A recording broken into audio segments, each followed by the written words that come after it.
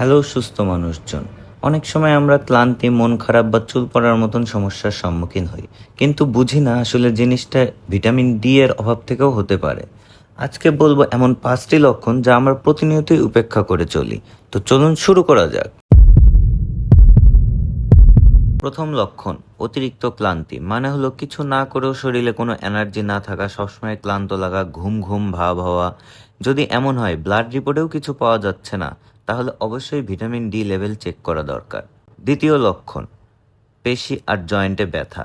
হাত, পা, কোমর অথবা হাঁটুতে ব্যথা থাকলে আমরা ভাবি আর্থ্রাইটিস, কিন্তু আসলে এটা আর্থ্রাইটিস নাও হতে পারে, এটা ভিটামিন ডি এর ঘাটতির কারণ থেকেও হতে পারে।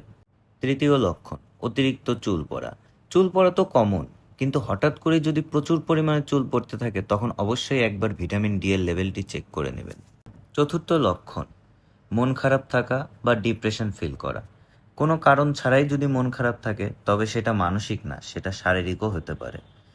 পঞ্চম লক্ষণ, ঘন ঘন ঠান্ডা লাগা বা কাশি হওয়া। আপনার ইমিউনিটি সিস্টেম যদি দুর্বল থাকে, তাহলে আপনি খুব সহজেই সর্দি কাশিতে আক্রান্ত হতে পারেন। ভিটামিন ডি এখানে খুবই গুরুত্বপূর্ণ ভূমিকা পালন করে। এখন ভিটামিন ডি এর অভাব পূরণের জন্য আপনাদের করণীয় কি? প্রতিদিন অন্তত 15 মিনিট রোদে থাকুন। ডিম, দুধ, মাছ এগুলো খেতে পারেন, এগুলোতে ভিটামিন ডি এর অভাব পূরণ হয়।